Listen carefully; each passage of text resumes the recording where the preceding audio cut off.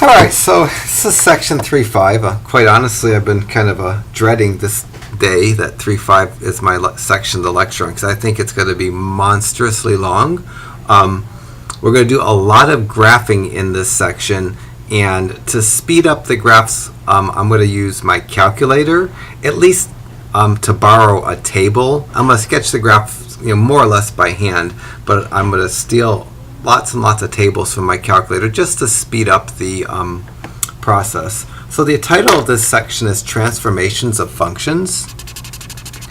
A transformation is essentially just a movement or distortion of a function.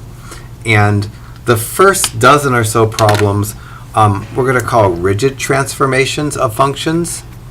And a rigid transformation of a graph of a function essentially just takes the graph that you're transforming, doesn't stretch it, doesn't compress it, it just takes it and moves it to a different location.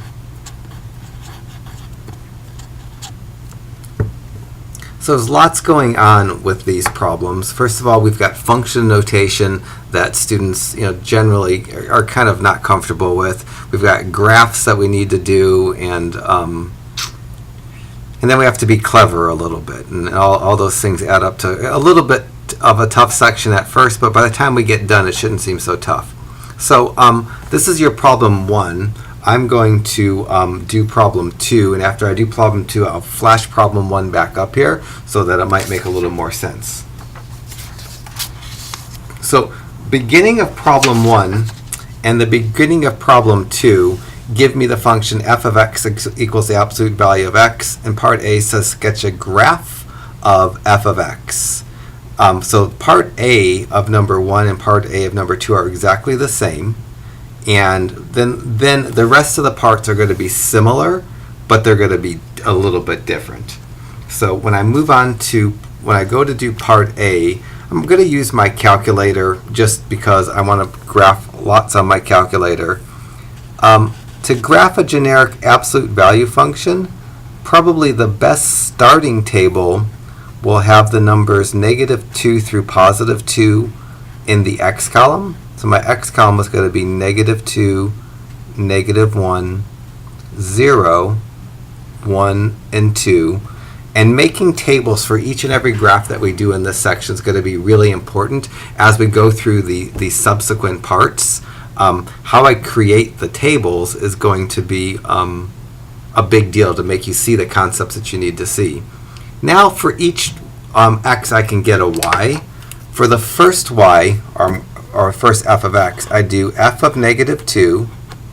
F of -2 is going to be the absolute value of -2, and the absolute value of -2 is going to be 2.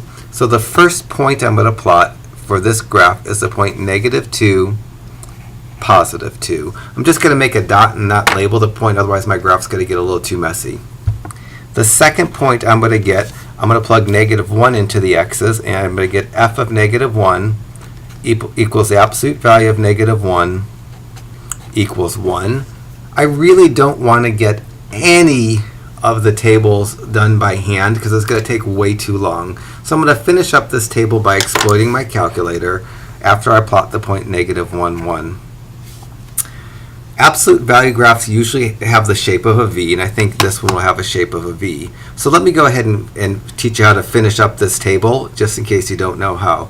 So I'm going to turn my calculator on, clear this main screen out, hit the y equals button.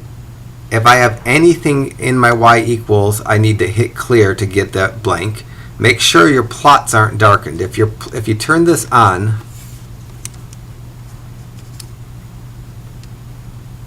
and you have a plot darkened, you have to undarken it by just going up to the plot, hitting second, and y equals for stat plot, looking for the one that says on, hit enter, move over and shut it off. So you want to make sure that your y equals screen is completely blank and none of these stat plots are on. And now I'm going to graph absolute value of x.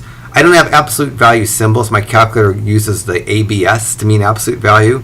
I'm going to hit my math key, and I think go over to number, and the first thing under number, so I went math, arrowed right to number. The first thing is ABS, that means absolute value. Then I'm going to type the X key, which is right next to the alpha key. There's my absolute value of X. Now I'm going to peek at the table by going second in table. And I want to scroll so I can see the numbers here. There's X equal -2, Y or f of X equal to 2. I have that point already. There's X equal -1, Y equal to 1. I have that point already. Next point I'm going to have is X equals 0, Y equals 0. I'll plot that point in a second. And then X equal 1, Y equal 1, and X equal 2, Y equal to 2, or f of X is the same as Y. So that's going to be the points that I'm going to use. Now I'm going to plot those points. I've already plotted 2 of them, and I didn't mark the names of the points because it's going to muddy up my graph too much. Next I'm going to plot the point 0, 0, then the point 1, 1, and then the point 2, 2.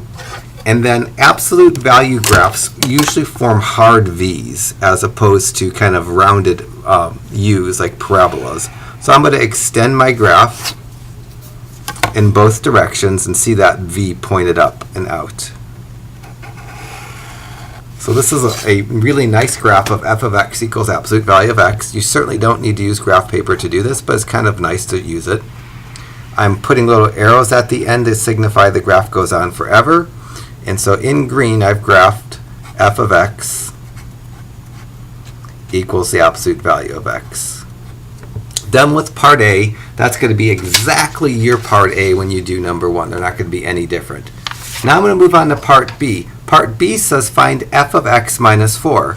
Well, if f of X equals the absolute value of X, then f of X minus 4 is what I get when I change these two X's to X minus 4's. And to do that, I'm going to leave the absolute value sign, and I'm going to change the X to X minus 4. The answer to part B is f of X equals the absolute value of X minus 4. I'm going to do this in blue just so when I graph it you can color code these. So I'm going to graph f of X equals the absolute value of X minus 4. Okay, part C is where we get clever. In part C, it wants me to graph f of X minus 4, which is the absolute value of X minus 4. And to do this, I need a starting table. It should be f of X. The answer should say f of X minus 4 equals the absolute value of X minus 4, because f of X equals the absolute value of X.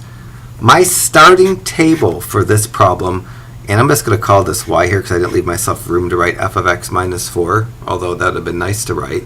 My starting table that's going to give me the best graph is the starting table from this graph, which each X added 4. So what I'm going to do for each one of these X's is I'm going to add 4.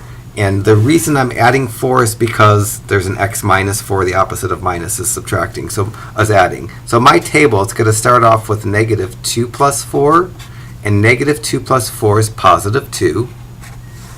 And then I'm going to do -1 plus 4 for that -1, and -1 plus 4 is positive 3. And then I'm going to do 0 plus 4. 0 plus 4 is 4. Then I'm going to do 1 and 2 plus 4. 1 plus 4 is 5. 2 plus 4 equals 6. What I'm doing is I'm being clever, and I'm constructing a table that's going to show how the graph of f of X minus 4 relates to the graph of f of X equals the absolute value of X. So I'm very carefully picking my X's for my table in my original function, and based on the X's I chose in my original function, being very careful to pick the X's for my tables in the new function. And for f of X minus 4, I'm going to add 4 to every X in the base function. And now I'm going to steal everything from my calculator because I don't want to do tables by hand. So I'm going to hit Y equals. I'm going to change my function to absolute value of X minus 4. So I'm going to go math, number, absolute value, X, and not -4, but -4. and the minus is by the times key. So there's the absolute value of x minus 4. I'm going to hit second table, and I'm going to try to get all these values if I can actually see them. So all the values I'm going to need, I'm going to scroll down to 2, and next to 2, I get 2. Next to 3, I get 1. Next to 4, I get 0. Next to 5, I get 1. And next to 6, I get 2. These are the points I'm going to plot. If I wanted to find these, all I would do is plug these numbers in the absolute value of x minus 4. So for this very first y value of 2, I would have went absolute f, I would have done this, absolute value of 2 minus 4, because that's the function that I'm graphing is f of x equals absolute value, f of x minus 4 equals absolute value of x minus 4. This would give me the absolute value of negative 2, and the absolute value of negative 2 is positive 2. Similarly, if I plug 3 in for that x, I'd get the absolute value of 3 minus 4, which is the absolute value of negative 1, which is positive 1. I don't want to do any of the y's by hand, or it's going to take me a week, 2 weeks to do this video as opposed to 1. And that's finding y values is not what we're trying to focus on in this section. So let me plot the points for f of x minus 4. So I'm going to plot the point 2, 2, using a different color now. 3, 1, 4, 0, 5, 1, and 6, 2. So this graph, if I did it properly, and since I stole a lot from my calculator, I'm pretty sure I did it properly, is going to be another V. It looks like this. If I look at the two graphs that I just drew, they're spot on exact copies of each other. That's why we call this a rigid transformation. The graph of the absolute value of x minus 4, which is f of x minus 4, all it is an exact copy of the graph of the absolute value of x, shifted 4 units along the x-axis to the right. Part D actually wants me to actually make that comment. It says, describe the transformation to obtain the graph of f of x minus 4 from the graph of f of x. I have in green the graph of f of x, in blue the graph of x minus 4, and the transformation is it just took us everything and moved it 4 to the right. So I'm going to say it shifts it to the right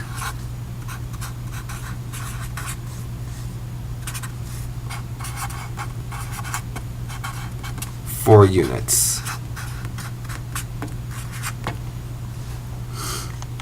That's part D. The next thing I'm going to move on to do is kind of parts E, F, and G. E, relative to f of x equals absolute value of x, wants me to find the absolute value, it wants me to find f of x plus 3. Well, f of x plus 3 compared to f of x equal to absolute value of x is pretty easy to compute.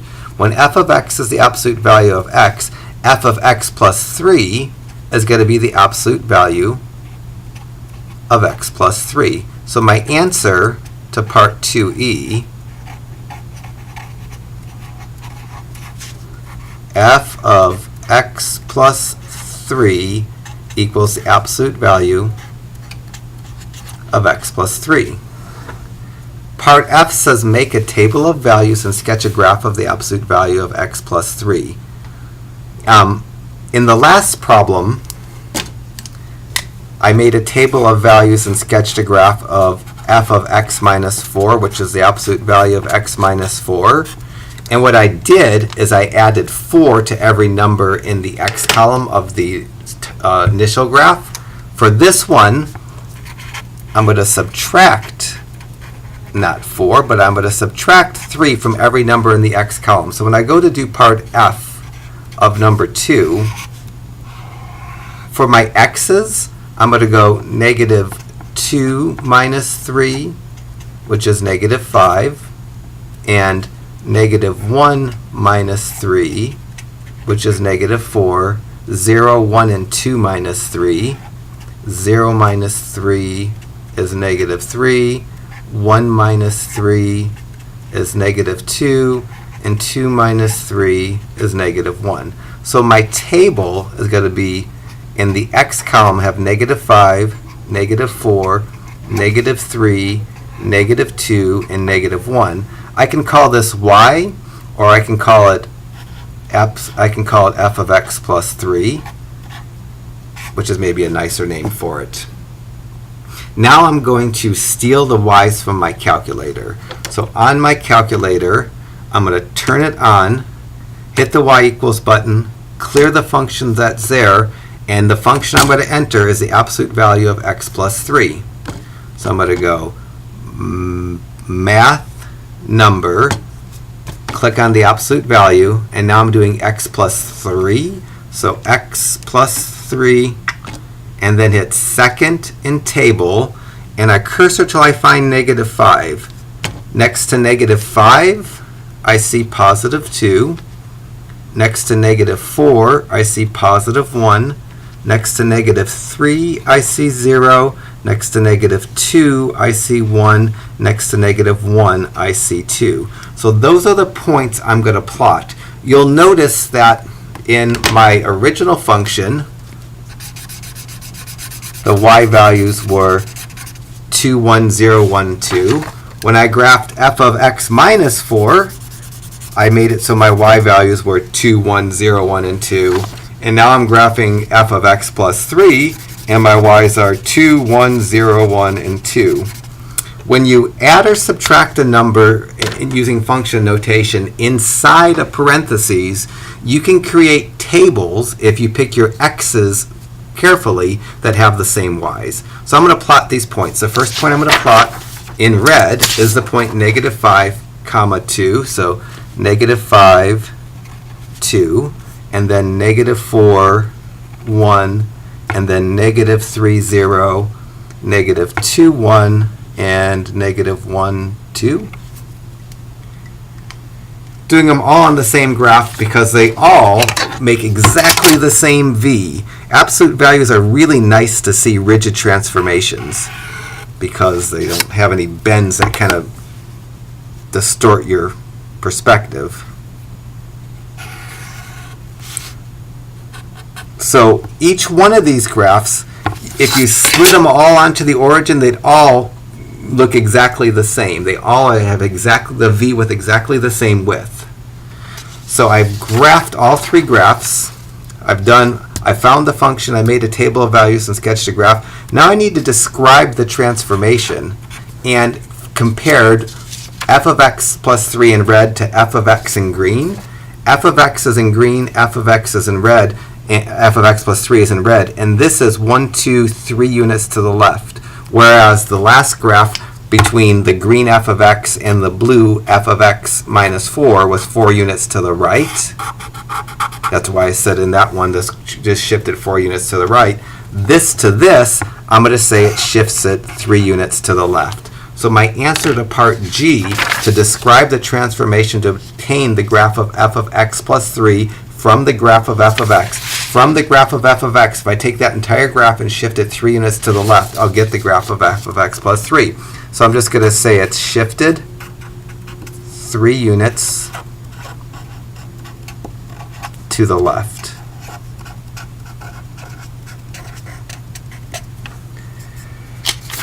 All right. Let me flash up your problem 1 and see what you can do with it. It's kind of exactly the same. So you're going to start off graphing f of x equals the absolute value of x. And when you do your part A, your table is going to have, for part A of 1, an x and a y, or an x and an f of x. Your x's are going to be negative 2, negative 1, 0, 1, and 2. I already know what the y's are because I calculated them, but you can recalculate them. When you go to do part B, you find f of x minus 3, and you make a table and sketch a graph. The table that you're going to have, you're going to add 3 to all of the x's, because when there's a minus, to make a table that works, you have to add that number to each of the x's. And when you go to do part E, f of x plus 2, you'll find the function, and then in part f, you'll make a table of value. You're going to minus 2 from all of those values to get the best graph possible.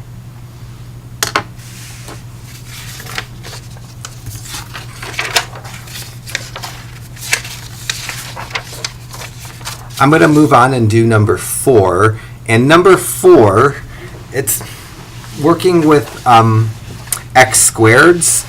The transformations aren't as easy to see as working with absolute values, but I'll go ahead and do this. Part A wants me to sketch a graph of f of x.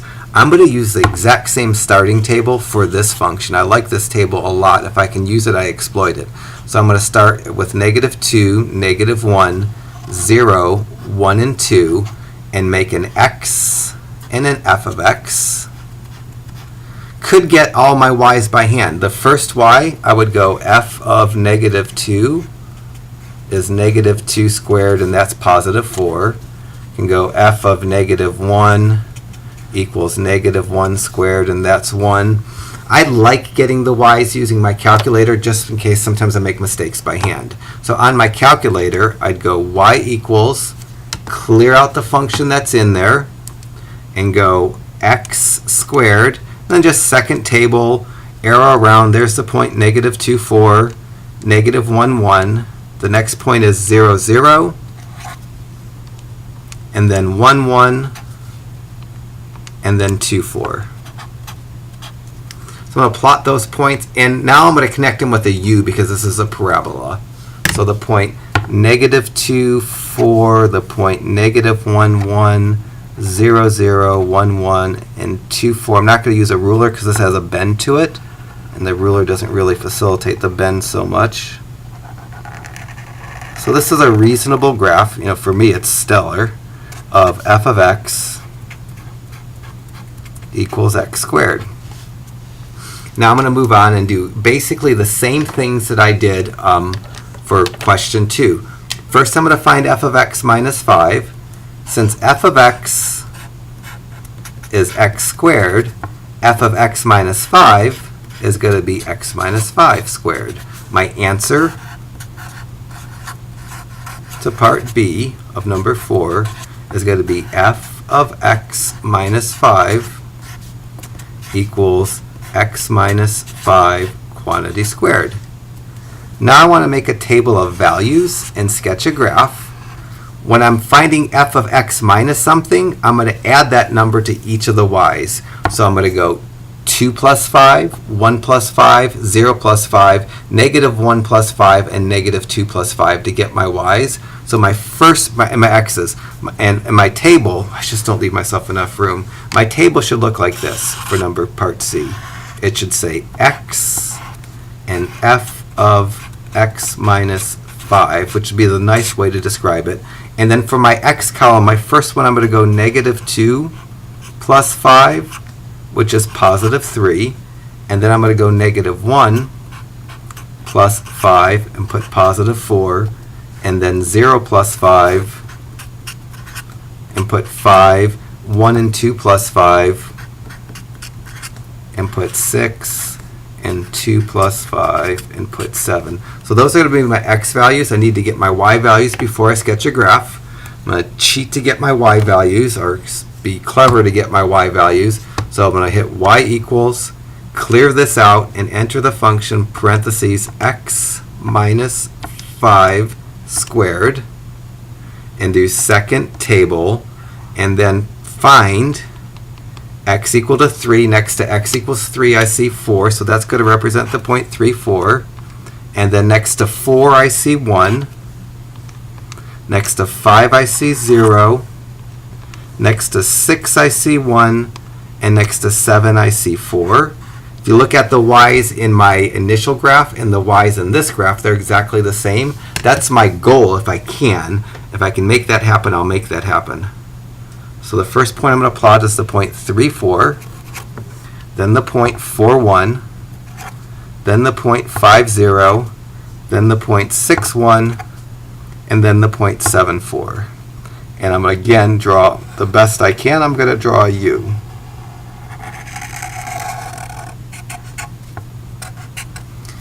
Done with part C. I made a table of values and sketched a graph. This is a graph of f of x minus 5 equals x minus 5 quantity squared. And I want to describe how these two graphs are related, the description of how to get the blue graph from the black graph. And to do that, I have to shift the graph. If I take the black graph and slide it over 5 units to the right, it'll fit right into this and they'll be duplicates of each other. So describe the transformation to obtain the graph of f of x minus 5. I'm just going to say I'm going to shift it 5 units to the right. And now we should start examining and start looking for patterns. If I look at my part D of question 1, when I found f of x minus 4, this was shifted 4 units to the right. Here I found f of x minus 5 and it was shifted 5 units to the right. That's not a coincidence. With function notation, f of x minus a number in a parentheses will shift the graph to the right that many units.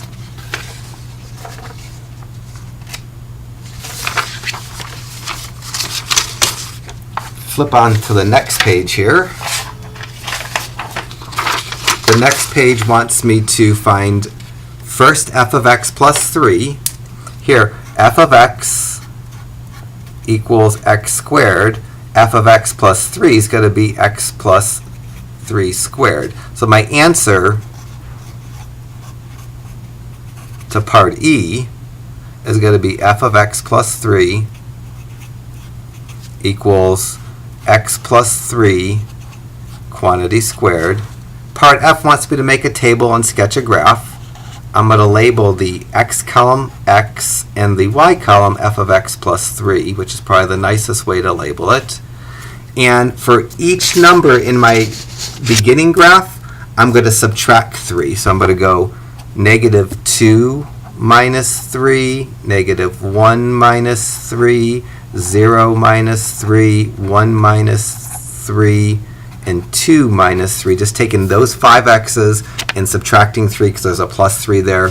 Negative 2 minus 3 is negative 5. Negative 1 minus 3 is negative 4. 0 minus 3 is negative 3. 1 minus 3 is negative 2. 2 minus 3 is negative 1. Those are going to be the x values. Now I need to get the y values, which I'm going to use my calculator.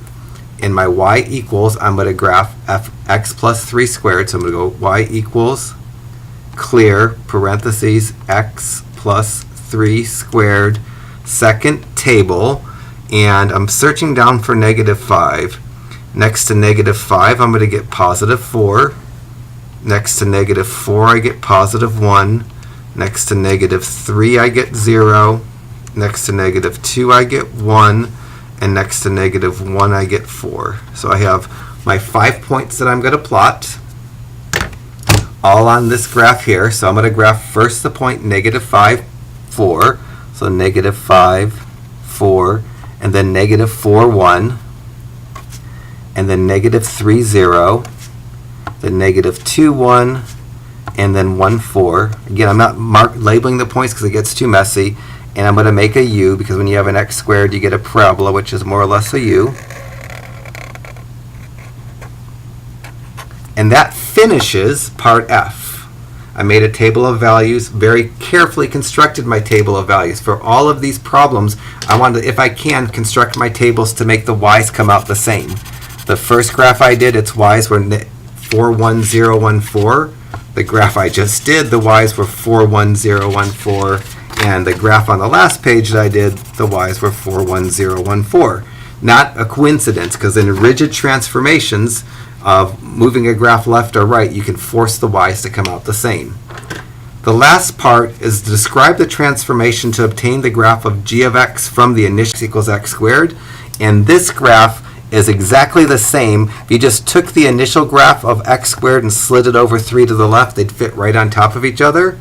So this graph, if you just slid it over, you get exactly that graph. So I'm going to say it shifts it to the left 3 units. These are rigid transformation, which means it's possible to move the graph that you started with to end up with the new graph. And this, again, is something we should be peeking at, because in problem part F and G of problem 1, we found f of x plus 3, and f of x plus 3 shifted 3 units to the left. F of x plus 3 shifted 3 units to the left. That's not a coincidence. All right, so I'm going to flip problem 3 up on the screen for you to see. You're going to start off graphing f of x equals to x squared, and when you graph f of x equals to x squared, you can make a table that has x and f of x, and you're going to use -2, -1, 0, 1, and 2 for your starting table. When you go to do part B and find f of x minus 2, that's just going to be what you get when you change the x to x minus 2. That's going to be x minus 2 squared. You're going to add 2 to each number in the x column for your x column of this table. You're going to find the y's, probably using your calculator, sketch a graph, and then describe how it moves. Minuses and parentheses generally move graphs to right, so wouldn't be surprised if your answer to part D has something about moving to the right. And then you'll do part E, and when you do part E, f of x plus 1 is just going to be that x changed to an x plus 1. And when you make your table of values, you're going to take those numbers and minus 1. You do it opposite what's in the parentheses to help your y's come out like they need to come out.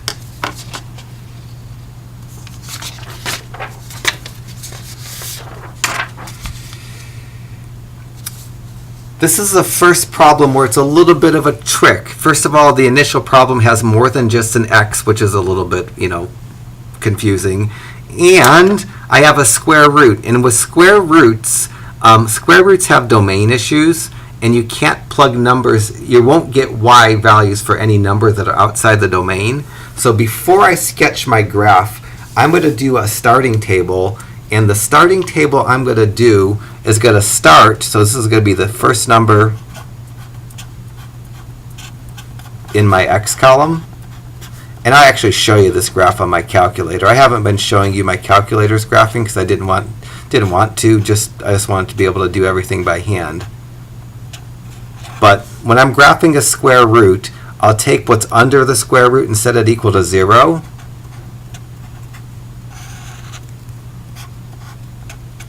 My table is going to start at x equal -4. So when I go to do part A of number 6, I'm asked to graph the function f of x equals the square root of x minus 4. I'm going to start this table at -4 and then get bigger. Go -4, -3, -2, -1, 0. I like to do 5 numbers. And here, I'm going to round my y's to 1 decimal. Quite honestly, I can't even graph 1 decimal worth of accuracy very well. Usually when I round to 2 decimals, but when I'm graphing, it's so hard to be very accurate graphing decimals, so I'm just going to round to 1 decimal as I make my y's. And you can do that when you do your function. When you go to do problem 5, it's a similar function. What you're going to start off, you're going to figure out what number to put in the middle of your x column. You're going to go x plus 2 equal to 0. You're going to go -2, -2. When you go to do number 5, the beginning of your x column is going to start at -2, and you're going to go -2, -1, 0, 1. Oh, you get that same table. What a lucky, surprising break. But I'm not doing yours, I'm doing mine, so I'll continue to do mine. Alright, so there's my starting table. Let me get the y's. So I'm going to turn my calculator back on because that shut itself off. Clear, hit second and square root, and then x plus 4. I'll show you the graph by hitting zoom standard just so you can see the graph is going to look a little bit different. It has a physical starting point right here. That's at the point -4, 0, and it doesn't exist to the left of -4. So I picked my table carefully because I knew that square roots kind of have a starting point, and I wanted to have the beginning of my table hit the starting point of that graph. You get the starting point of the graph by setting the radicand equal to 0 like I did. So now I'm going to go second in table, and I find my way. Look at -5, -6, -7. I get errors. Those aren't points on the graph. The first point on my graph is the point -4, 0. Then the next point is negative 3, 1. And then at negative 2, I'm just going to round that to 1.4, even though it's 1.412. I can't barely graph 1.4. Then at negative 1, I'm going to do 1.7. And at 0, I'm going to do 2. I get the first point that I have a better shot at graphing. So I'm going to plot those 5 points and make a graph that looks something like that. Half a parabola on its side, I usually say. So I'll plot the point negative 4, 0, negative 3, 1. Those are easy enough to plot. And then negative 2, 1.4. I'm just going to go somewhere at negative 2 between 1 and 2. My dots are usually so thick I can barely get 1.4 anyways. And then at negative 1, I'm going to make my dot a little bit higher.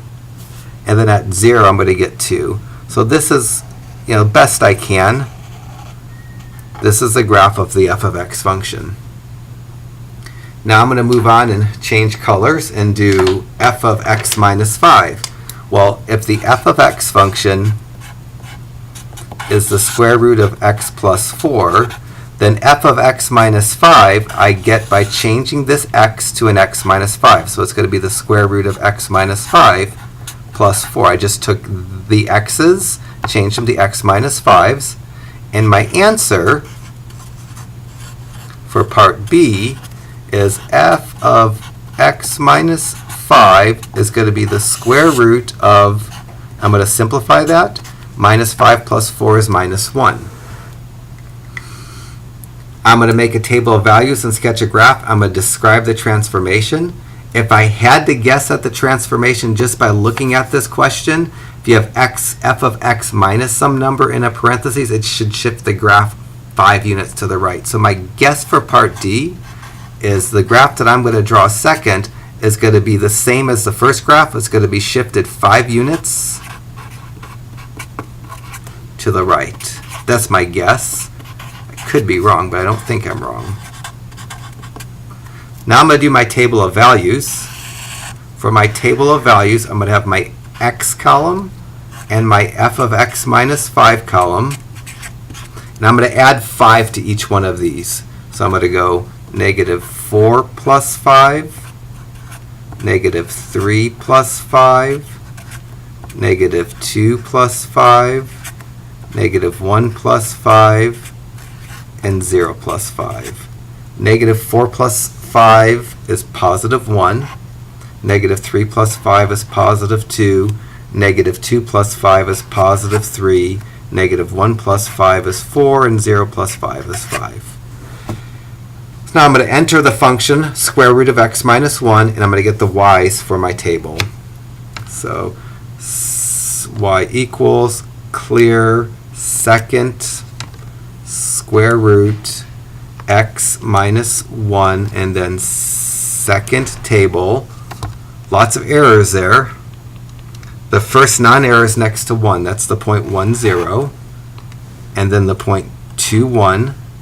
Then the point 3, 1.414, which I'm going to write 3, 1.4. And then 4, 1.7321, I'm going to write 1.7.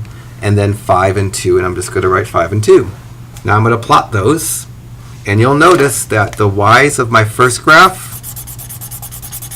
and the y's of this graph are exactly the same. That means it's a rigid transformation. That means this graph is just going to be a slide of the other graph. So let me plot the points. There's 1, 0, 2, 1, 3, 1.4, 4, 1.7, 5, 2. And so it's harder to see that it's a rigid transformation, that this graph, if you just slide it, it's going to fit on perfectly. As you start getting curves, it's harder to see that the graphs are rigid transformations. But I know they are, because if the y's are duplicated, then you can just slide the one over to get the other one. And this one would have to slide 1, 2, 3, 4, 5 units to the right. So my guess is that the graph in blue is the graph in black shifted 5 units to the right was the perfect guess.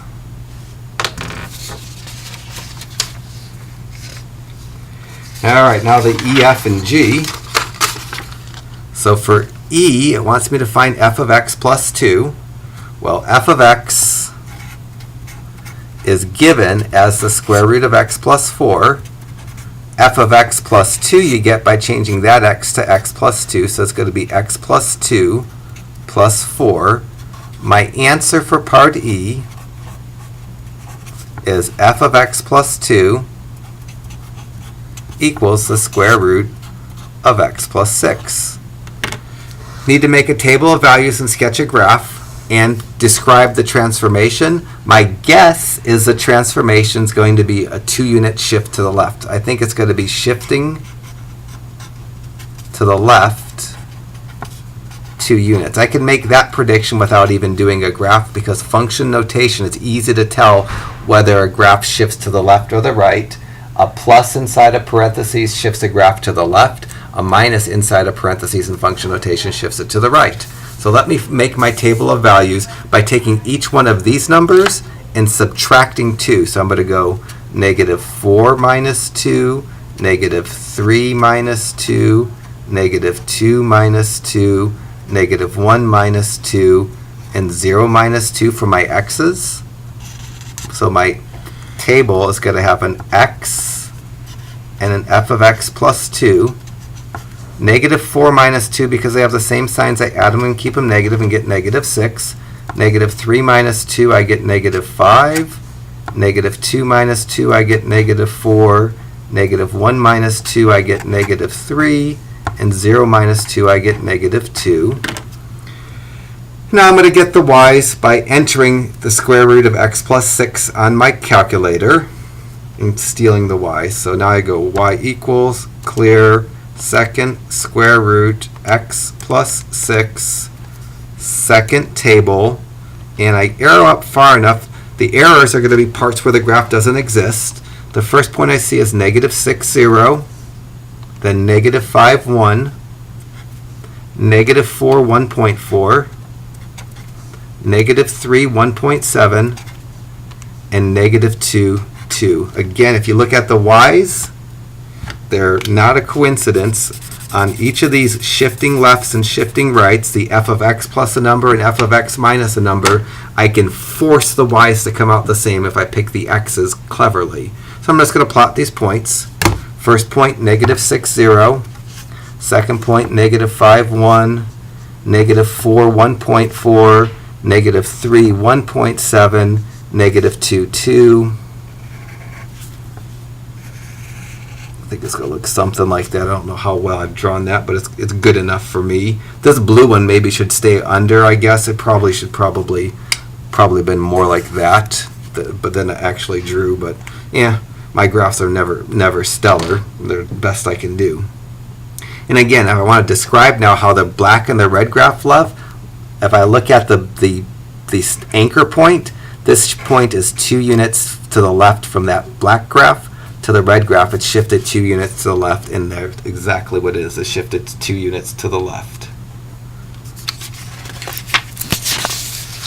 All right, so I'll put your problem 5 up on the board or on the screen and let you make a crack at that. And this is probably a nice stopping point for part 1, of which probably going to be 4 or 5 parts to this section would be my guess. So what we've done so far are called rigid transformations, and they're right and left shifts. So what we've done right now is we shifted a graph left and we shifted a graph right. And real specifically, if inside of parentheses with function notation I have f of x plus a number, that's going to shift a graph to the left that many units. If inside of parentheses in function notation I have f of x minus some number, that's going to shift a graph to the right that many units. That's what the first 6 problems that we've done are supposed to illustrate. The next group of problems, which I'll put in a part 2 of the video, are going to show us how to move a graph up and down as opposed to left and right. And you move a graph up and down not by adding a number inside of parentheses, you add it after the function, but we'll do that on the next video. So get really comfortable with this, and we'll go on and do part 2 here in a bit.